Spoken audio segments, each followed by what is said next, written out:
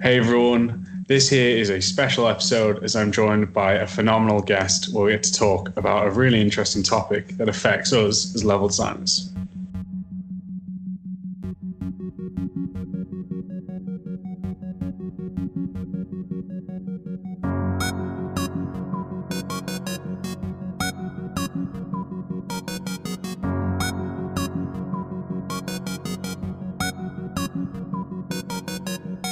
Hey everyone, I hope you're well, playing and or making the games that you all love. You are joining me, your host, Max Pears, but not just me. We've got a guest here who is also on the trend of spreading that knowledge, who is given so much and constantly churns out a lot of content on design, joined by the fantastic Bycer. How are you, sir? I am doing well. I always love doing these casts because it means less work for me in terms of all the audio editings I need to do. That's it, mate. This is, it's one of the funniest things when you're on someone else's show because you feel a little bit of relief knowing that that's it. You don't have to worry about it after it's done. I know, this is going to be great. I always tell people it's like a little mini vacation for me when I'm on somebody else's show. That's it. Do you sometimes find it weird? I also find it strange sometimes because I worry, because on your own shows, you're so used to hearing your own voice. But when you're a guest, I'm so nervous about talking for too long. I'm like, nope, not my show. So... Yeah, it's weird. For myself, I can't stand to hear my own voice recorded, which I guess is the ultimate irony because I have to listen to it every night when I edit videos and such. That's so true. You learn to kind of, I don't think love your voice, but accept how you sound. You're like, okay, well, this is me. This is not going to change. So for those who aren't aware of your work, mate, do you mind giving a breakdown on what you do and how you got involved within the games industry, my friend? Yeah, not a problem. So my full name is Josh Bycer, and I've been doing a lot of my work through my website, Game Wisdom. And that started way back in 2012. And I pretty much just wanted to talk more about game design and game development, and there really weren't a lot of sources at that time. So I just basically took the reins there and I just started emailing developers saying, hey, would you like to talk about design with me? And slowly but surely, I started talking to a lot of people in the industry. At, I think this moment, I am nearing 600 different guests in terms of various roles and positions in the game industry, from people who've worked at major studios to the independent developers starting out. And then in 2016, I started my YouTube channel, and that's where I think a lot more people have begun to find me, as I've been doing, as best as I can, daily videos on design topics, theory, and of course doing record and live casts there. And pretty much my background has been studying and examining game design.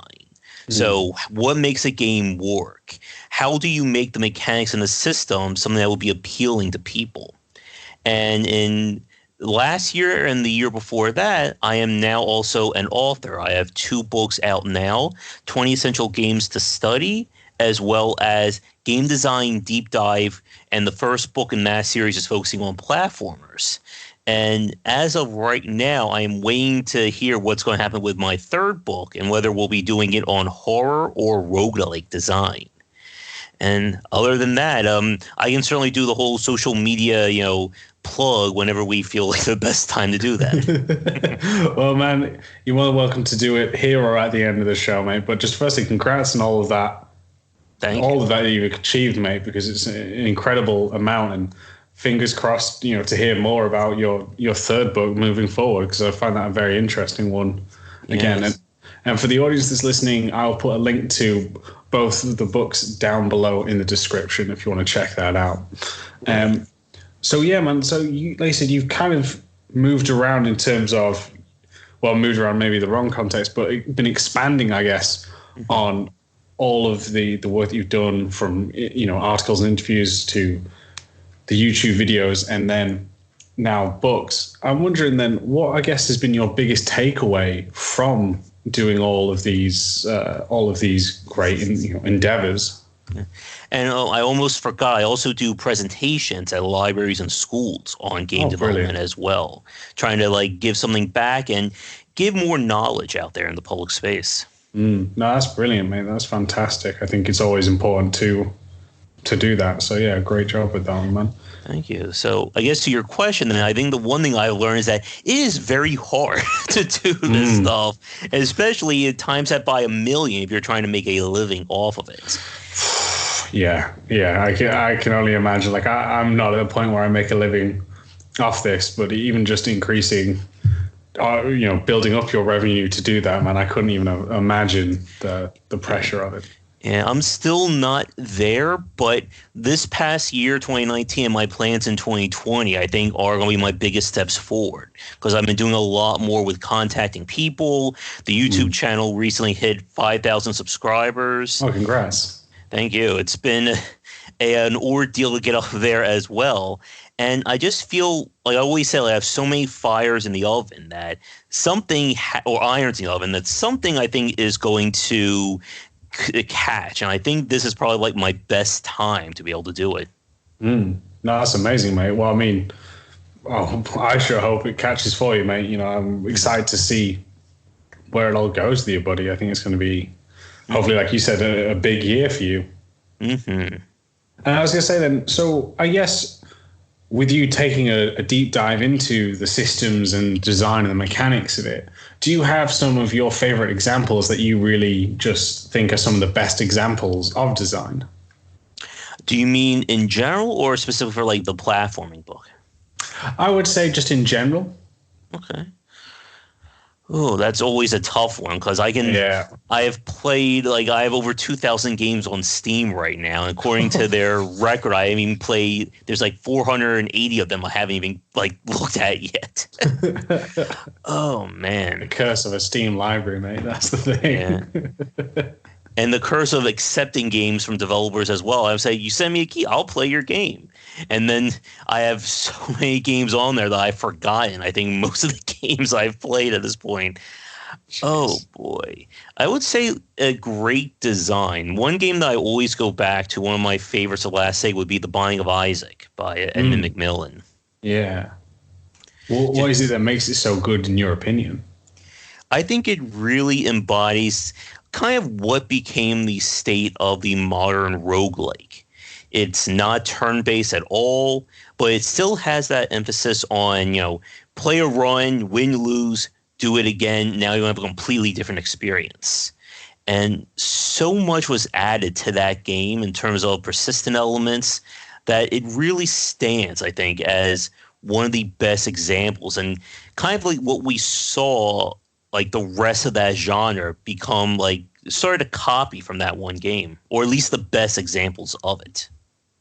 No, that's awesome. I think that's it's been one that stood quite a bit of the test of time as well, because it always seems to resurge. I find, where people are talking about it again. It's one that always pops up in conversation. So that's a good one. I was going to ask then, because he released a new game recently, and the name's now escaped me. The Legend of Bumbo. Thank you. That's it. How have you found that? Because it's interesting, because that in a sense is I can't remember, it's not turn-based, but it's matching puzzles in order for you to create your attacks, and there's obviously a strategy behind it. And no, it is turn-based as well, actually. So I wonder, how do you find that the switch around? Do you think? It didn't really work for me that much. I was telling friends about it. A lot of that game is that same kind of design loop as something like Puzzle and Dragons. As you say, you match the various icons and that creates your attacks. But I felt like it was just a little too slow for me. It felt like the rounds were going on the runs were going on for so long that I just really got tired of it. And it was one of those games where one bad enemy or one bad generation of the room and you're through. There are several bosses who nothing I could do for that specific run, it was going to work for, just due to the specific quirks of that fight. Yeah, that's interesting. I didn't play either. I've just watched videos, walkthroughs of them. But that's very interesting how that's all, I guess, you say, changed up in pace. There's some really interesting ones, but I don't want to stick on this one too long because we actually have a main topic to do, and I don't want to put you on the spot as well. Yeah, we'll be here for like 5-6 hours. I know you said you like to record yours like 20 to 30 minutes. My stuff, we talk like 2 to 3 hours, like it's nothing, and that's and like my audience loves it, but my throat hates me for it. Oh, I can imagine, especially if you're doing it daily as well, mate. That must be really taxing. Just drink plenty of green tea is my advice, I guess. Yeah, I think I'm going to have to become a tea drinker by a force at the rate I'm going.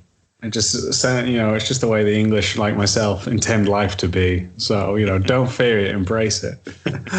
But when we were talking, we had a chat about kind of different topics, and you came up with the great idea of discussing environmental storytelling, which I thought was a phenomenal topic. And for us, I think it's a good one to discuss because it plays into the design in terms of building up the narrative and the lore, but also it's something that, as a level designer, it's something I have to consider and have a discussion with my environment artist as well that we help create. And can you tell the audience what was the game that you selected for this as well? I chose last year's Control by Remedy, and that's probably, I think, right now, like the most current example of spectacular environmental storytelling in a game. I couldn't agree more because the narrative is so... I don't know how to describe it, but it kind of throws you straight into the mix of it, and it really plays on that. So you tend to get and try and make up a lot of the information from the environment you're in. So it's a great example with that.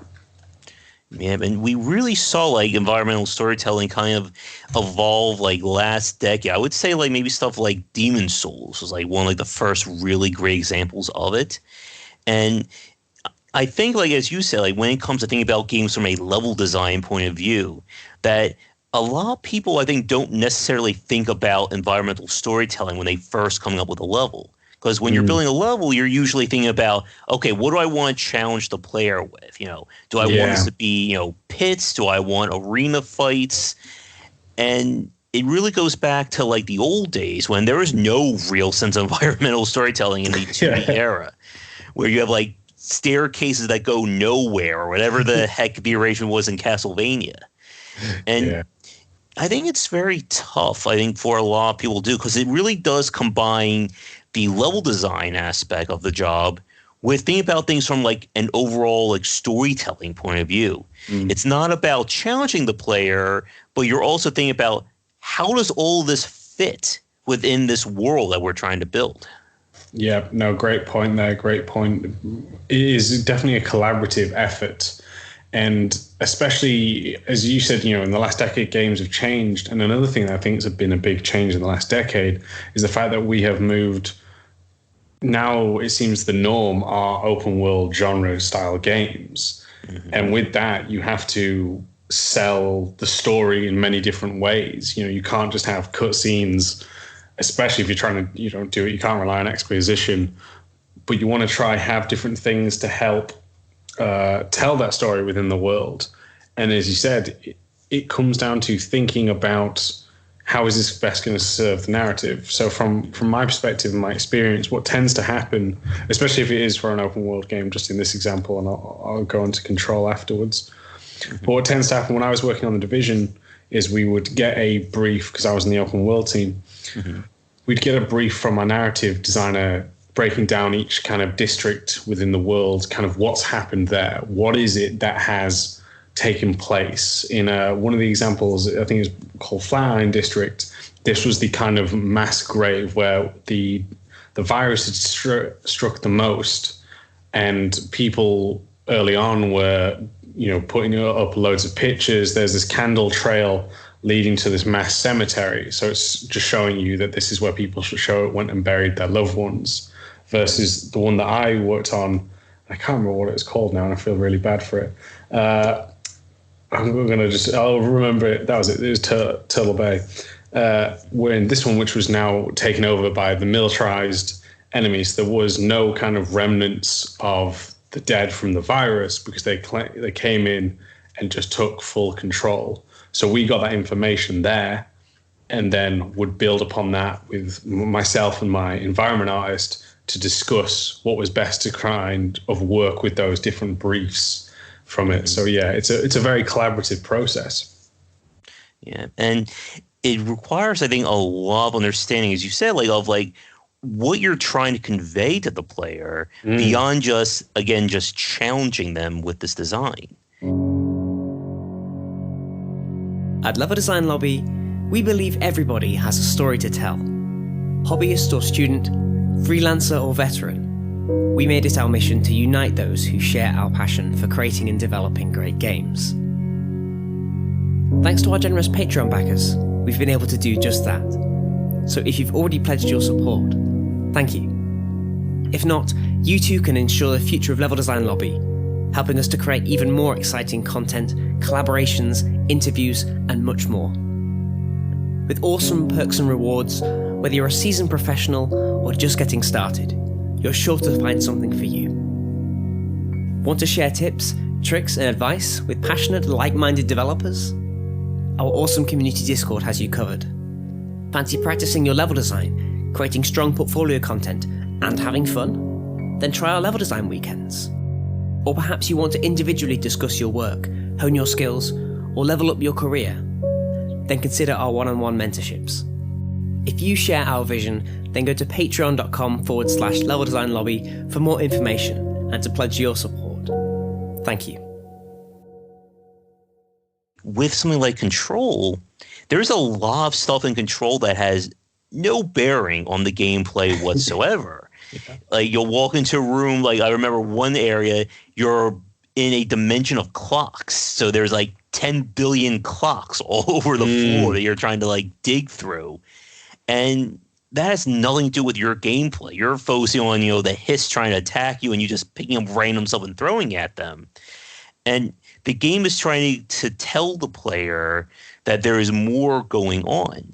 And I think there's this tendency, I wonder if you would agree with me on this one, that I think there are players who don't care about that stuff whatsoever. It's just, background noise to them. They want to move to what's the next enemy? What's, my next reward? And I don't know if it's possible to really reach them with environmental storytelling, but it does seem to, I think, enrich a lot of the games. You do feel like there's more to this game for the ones that have it versus the ones that don't. I agree with you, mate. I think it's for the first point when you're saying some people don't even notice it. I think that's a big thing where, especially when you think about the ones that are massive completionists, they're just trying to explore to find the loot. You might have in Control, they have those safe rooms, right? And each kind of one has a different kind of story going on, where the first one where you meet Emily, you can see there's 3 bunk beds, which is probably where they stay because there's 3 people in there. Another one, you can find chairs around a table with poker cards all across the table, showing that I'm sure that they were playing a game. But people might not notice that. And I think one of the things that might help with that is actually by putting rewards there, by encouraging that exploration with loot. Some people might notice it, but again, that's subtle for you and I, because it sounds like we're very much on the same page of paying attention to it. I think we'll look a little bit deeper, and yeah, and we can see some games really bring the environmental storytelling into the gameplay. Going back to the Souls series, one of the most popular examples is there's some amazing looking structure in the distance. I know I can get there at some point. Or, the lighting will shine just the right place so I know, okay, maybe I should go over in that direction instead of just wandering around the dark for the next 20 minutes. Yes, that's the last thing you want to do in a Souls game is be in the dark wandering. No, I think it's interesting as well how it's all kind of, especially with Control, we're talking about the stories. So, as you said, there's things going on in that are trying to throw you off in a sense of, like you said, you're battling the hiss and there's all these clocks. That's just crazy in a sense. And it plays on that. It is trying to throw you off what is logical. I think one of the first things that I noticed when I went in there is in the very first section where you walk through and there's the security gate on your right when you first come into the bureau. When you go into security, behind the security desk, just in that room alone, there's a bathtub. And like, I mean, I've never been in a security booth, but the last thing I think is there is a bathtub. So just again, it's taking what we think is normal as well, especially for this game, and then twisting it slightly. So and especially because that was hidden away. It wasn't brightly lit. It was quite dim and in shadows. But stuff like that there, which again just makes you go, huh? What's going on with it? Yeah, like I the first thing that I noticed, and I pointed this out when I was streaming the game, was when you go into like the first area, you see the paintings of the director all over the walls. Yes, yeah. And then you go in, and I'm not going to spoil it here, but something bad happens to him. And then when you walk out, it's replaced. All those paintings are now replaced with the main character, and it happens it happens completely off camera. And it's one of those things that, again, like if you're not paying attention, it's not going to click for you. But it's like, wait, what just happened? And like going into Control blind, I think is like probably like one of the best experiences for that game. Yes, for sure. I agree. No, that is a great point just right there, mate. I think that was so well done. And the other thing, you mentioned it as well before at the beginning of this, mate, when you said about like, as level designers and game designers, we tend not necessarily not focus on it. But one of the things that you do as a level designer, and you've got to catch yourself sometimes, is when you're building a space, you tend to have to think about how that space was used prior to, everything kicking off. Because normally when the player enters a level, something's happened to it. It's either now ruined or overgrown. Bad guys are robbing the place. Some mass catastrophes happens. So the first thing you have to do is think about, well, how was this space used on a day-to-day basis, like they did with the Bureau? And like what you said there is spot on, is they would normally have pictures of either it would be the director or someone or some important people or founders or whatever. So that's normal. But then it plays on it and twists on it, like you said, updating it. And it just works perfectly for this. Yes. And I can't imagine, how much work that went into coming up with the lore of Control. So I think that's another very big point about environmental storytelling, because it's not something that you can just, save for, we finished the levels. Now let's think about how everything is supposed to work. Yeah. You have to be doing it at the same time. And there has to be some kind of, storytelling Bible about how your game is supposed to play out. Like, I would love to have been like a fly on the wall for like all the meetings From Software must have had with designing their worlds for each one of their games. Yeah, they do it so, because they really don't rely on, other than Sekiro, they really don't rely much on conventional ways of storytelling, with that being like your cutscenes and this. They have a lot of their world do it. I mean, Bloodborne, to me, basically had no story in your face. It was all about finding it in the world. You'd uncover more, and like your interpretation of the world could be different to mine as well. And I think that's also like on environmental storytelling, that's one of the most amazing things about it. And I think one of the most powerful things versus other forms of medium like films is an example, just a quick one. I always come back to this, but you could enter a house and see some bullet shells on the floor and some blood trail leading out the back door. Now, people can have different interpretations of how that ended, that the person died or they escaped, or was it a lover's quarrel? Did someone come in to rob them? We don't know. We know that something bad has happened, but the power of environmental storytelling is we're using our minds to fill in the gaps. And if it's done right, I think it's one of the most coolest things is that, like we mentioned with From Software, because they are masters of it, that each one of us can leave with a different interpretation and a different thought on just a few small things, but eventually that will add up into telling the overall narrative in our minds. And it's just very difficult, I think, for a lot of people to understand how much can really go into this. Because we can look at it from both a storytelling point of view, like we said earlier with the control examples, but we can also look at it from a gameplay or just various like mechanic point of view with, again, stuff like Dark Souls, Left 4 Dead, and any game that has to use that environment to guide the player along. Yes, yeah, no, that's a brilliant point, is how you can use that to help navigate. I think there's so much that we can learn from that. And I think when you mentioned about being a fly on the wall to From Software and getting a narrative Bible, one of the things that I think is most interesting is with the narrative Bible is for you to try get different pieces connecting. Because when you're talking about like using it for navigation, that's normally used from this, especially like a game for Left 4 Dead, that's to help push, because that's a very linear game, you know, it's to help you get from point A to point B to point C, and this will happen. And then what they're using as narrative to push you is very much part of the main story.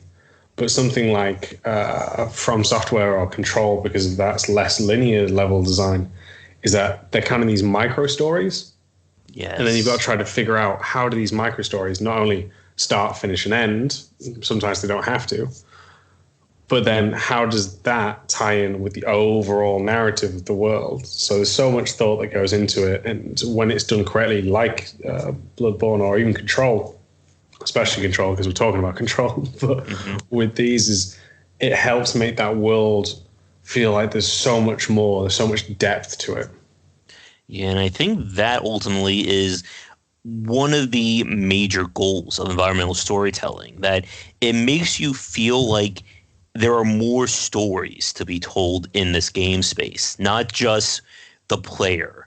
And I think, again, like this is a good counterexample of the old school design, where many old school games were built, like, it always felt like it was, you know, like the player's world, the game just was there to accompany it. For when we saw this growth in environmental storytelling, it really feels like, in the very best examples, like there could have been dozens, if not hundreds, of various stories told. We're just looking at this specific one. And like you said, with Control, like one of the things I really liked about Control was, like, as you said, like that kind of like these little chunks of stories happening within that space. And like they were already planning about doing more DLC and story-based content for it. Like one of my favorites was the whole mold side story, that, there's this interdimensional threat that you're dealing with. Oh, but there just happens to be zombie mold taking over the building as well. You know, you can deal with that if you want. You know, get your priorities straight. Yes, I one of my favorite was the fridge. Yes, and yeah, just that, like you say, mate. There's so much there. Like you said, you're already trying to figure out what the heck is going on, what's happening with Jess in her own right. Yeah. And then we're just like, oh yeah, by the way, there is this thing of this is, like you said, zombie mold. It just adds to it, because again, it's building on the, especially with Control. I think what Control does really well, it's environmental storytelling, is sometimes it not only like wraps up little stories or tells little stories, but the way that Remedy in this game seem to tell stories is never the traditional 3-act of beginning, middle, end. They throw you right into that middle and then start to kind of tie things together for you. And it especially shows in their storytelling there, mate, which is fantastic for that game. Yeah. I think one point that we didn't touch on that I want to bring up here about environmental storytelling is that it's something that we also saw in their previous game, Alan Wake. I didn't play Quantum Theory, unfortunately. That's the one Remedy game I haven't had a chance to look at yet. But another really good example of environmental storytelling is that it creates, I think, a sense of rules for how this world is supposed to work. Yeah. We saw it also in Prey, or the Prey by Arcane, and like Prey's or Arcane is another brilliant example. It's like we could spend an hour on them as well. Yeah. But with something like Control, they introduce you to this world. As you said, they kind of throw you in the middle, and then you're left to kind of pick up the pieces. And I loved all the memos that they had in Control, like just like explaining, okay, so this is the floppy disk. it gives you telepathy, or it gives you the ability to move stuff with your mind. This item, it doesn't do too much. It just lets you mind control people and tell them how it works. And they even linked it back to like Alan Wake, where like some of the items there. And I just love games that really try to explain how all this stuff is supposed to work. It's not just, this is a firework, it blows stuff up. No, we need like an elaborate story of how it all came to be. Yeah, I agree. I think there's just so much. I mean, even when you think about one of the key ones was those videos that you find that are playing that are super like those creepy ones. Oh yes, and fantastic. Like again, just another one where you for a bit you're like, what the? Yeah, and we saw that one on stream, man. Like I had to like stop for a second, and go like, what the hell did we just watch? Yes, you guys saw the same thing, right? Like I wasn't like having some kind of drug trip there. Yeah, exactly. It is a you don't even know how to explain it. It's just so.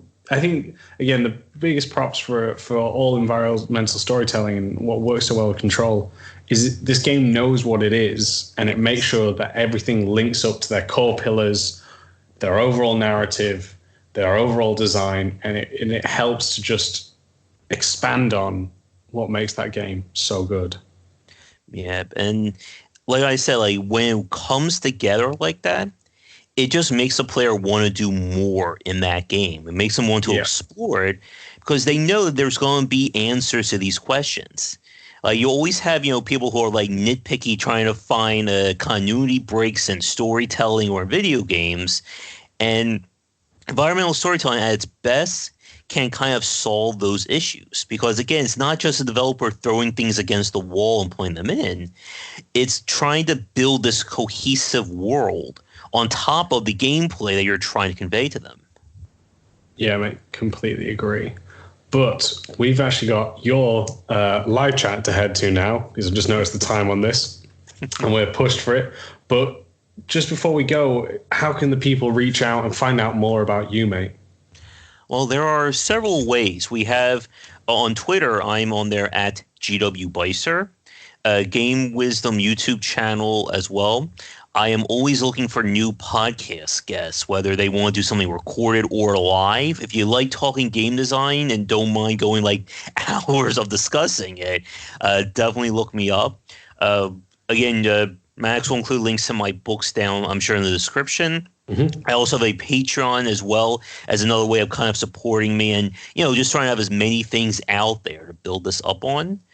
But I don't know if you want to give out my email address. That may be a little too much, but people can reach out to me my email or just send me a DM on Twitter if you want to talk, as I'm always happy to discuss things with people. Awesome, mate. Well, thank you very much for coming on the show, mate. It's been a great discussion, really good fun. Mm-hmm. Oh, no, and if you want to have me back on, like I said, give me a topic and I can certainly chat with you on just about anything there. Awesome, mate. No, I think we'll definitely be linking up again for sure in the future. No questions there. Awesome. And for those who want to reach out to me, you can do so on Twitter, which is @MaxPairs. If you want to email into the show, you can do so leveldesignlobby@gmail.com.